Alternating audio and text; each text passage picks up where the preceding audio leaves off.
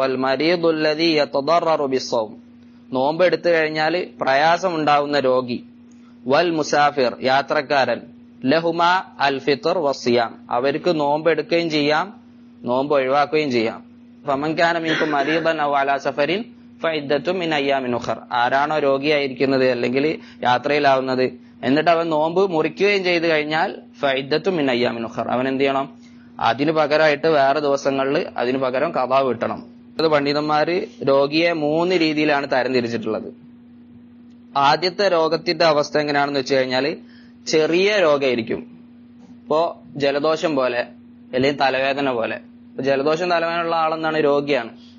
ആ തലവേദന കാരണോ ജലദോഷം കാരണോ നോമ്പെടുക്കുന്നതിനെ കൊണ്ട് ഒരു കുഴപ്പമില്ല. അങ്ങനെയാണെന്നുണ്ടെങ്കിൽ അവന് നിർബന്ധമായിട്ട് നോമ്പെടുക്കണം. അപ്പൊ ഇത് ഫസ്റ്റത്തെ കേസാണ്.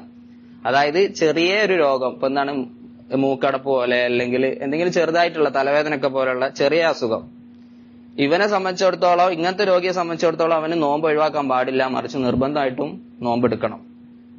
രണ്ടാമത്തെ എങ്ങനെയാണെന്ന് വെച്ച് കഴിഞ്ഞാല്, ബറക്കല്ലാഹു ഫീക്കും, ഒരു വ്യക്തി നോമ്പ് എടുത്തു കഴിഞ്ഞാൽ അവന്റെ രോഗം കൂടും, അല്ലെങ്കിൽ അവന് ശിഫയാവുന്നത് വൈകും.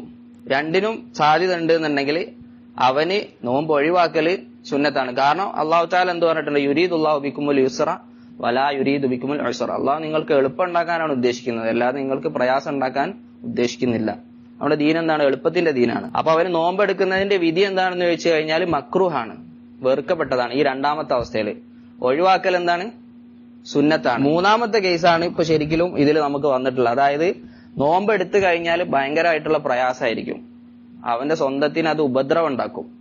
അങ്ങനെയാണെന്നുണ്ടെങ്കിൽ അവന് നിർബന്ധമായിട്ട് എന്ത് ചെയ്യണം? നോമ്പ് ഒഴിവാക്കണം. അപ്പോ ഇതിലിപ്പോ നമ്മൾ ആയത്തിൽ പറഞ്ഞിട്ടുള്ളതെന്ന് പറഞ്ഞു കഴിഞ്ഞാൽ മരീദ് നമുക്ക് കോമൺ ആയിട്ടേ പറയാൻ പറ്റുള്ളൂ, മനസ്സിലായല്ലേ? പക്ഷെ ഈ 3 രീതിയിൽ തരം തിരിച്ചു കഴിഞ്ഞാൽ മൂന്നാമത്തെ ആളെ സംബന്ധിച്ചിടത്തോളം നിർബന്ധമായിട്ടും നോമ്പ് ഒഴിവാക്കണം. നോമ്പ് പിടിക്കല് ഹറാമാണ്. കാരണം അല്ലാഹു തആല പറഞ്ഞിട്ടുള്ള വലാ തഖ്തുലു അൻഫുസക്കും, നിങ്ങൾ നിങ്ങളുടെ സ്വന്തത്തെ കൊലപ്പെടുത്തരുത്, ഉപദ്രവം ഉണ്ടാക്കരുത് അതിന്.